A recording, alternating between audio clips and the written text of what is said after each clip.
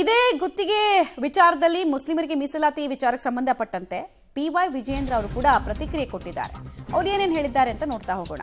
ಅಲ್ಪಸಂಖ್ಯಾತರ ಮೀಸಲಾತಿ ಬಿಲ್ ಅನ್ನ ವಿರೋಧಿಸಿ ಕೋರ್ಟ್ಗೆ ಮೊರೆ ಹೋಗೋದಕ್ಕೆ ನಿರ್ಧಾರವನ್ನು ಮಾಡ್ತಾ ಇದ್ದಾರಂತೆ.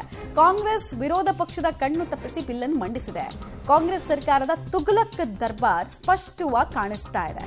ನಾವು ಹೈಕೋರ್ಟ್ನಲ್ಲಿ ಇದನ್ನ ಪ್ರಶ್ನೆ ಮಾಡ್ತೀವಿ ಅಂತ ಕಾನೂನು ಹೋರಾಟದ ಮುನ್ಸೂಚನೆಯನ್ನು ಕೊಡ್ತಾ ಇದ್ದಾರೆ. 4% ಮೀಸಲಾತಿಯನ್ನ ಸ್ಪಷ್ಟವಾಗಿ ವಿರೋಧಿಸ್ತೀವಿ ನಾವು. ಇದು ಬಿಜೆಪಿ ರಾಜ್ಯಾಧ್ಯಕ್ಷ BY ವಿಜೇಂದ್ರ ಅವರ ಸ್ಟೇಟ್ಮೆಂಟ್ ಆಗ್ತಾ ಇದೆ.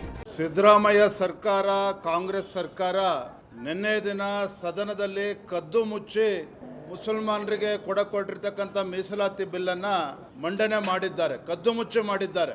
ವಿರೋಧ ಪಕ್ಷದವರ ಕಣ್ಣು ತಪ್ಪಿಸಿ ಸದನದ ಬಿಲ್ ಅನ್ನು ತಂದಿದ್ದಾರೆ. ಭಾರತೀಯ ಜನತಾ ಪಾರ್ಟಿಯ ನಿಲುವು ಸ್ಪಷ್ಟವಾಗಿದೆ.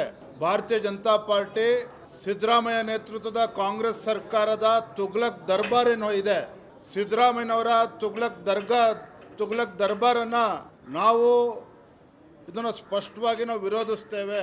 ಸದನದ ಒಳಗಡೆನೂ ಕೂಡ ವಿರೋಧಿಸ್ತೇವೆ, ಸದನದ ಹೊರಗಡೆನೂ ಕೂಡ ವಿರೋಧಿಸ್ತೇವೆ. ಅಷ್ಟೇ ಅಲ್ಲ, ಈ ಸಿಚುವೇಶನ್ ಡಿಮಾಂಡ್ಸ್ ನಾವು ರಾಜ್ಯ ಉಚ್ಚ ನ್ಯಾಯಾಲಯದಲ್ಲೂ ಕೂಡ ಇದನ್ನು ಪ್ರಶ್ನೆ ಮಾಡೋರಿದ್ದೇವೆ. ಯಾವುದೇ ಕಾರಣಕ್ಕೂ ಇವರ ದುರಾಡಳಿತಕ್ಕೆ ಒಂದು ಇತಿಮಿತಿಗಳಿದ್ದಾವೆ.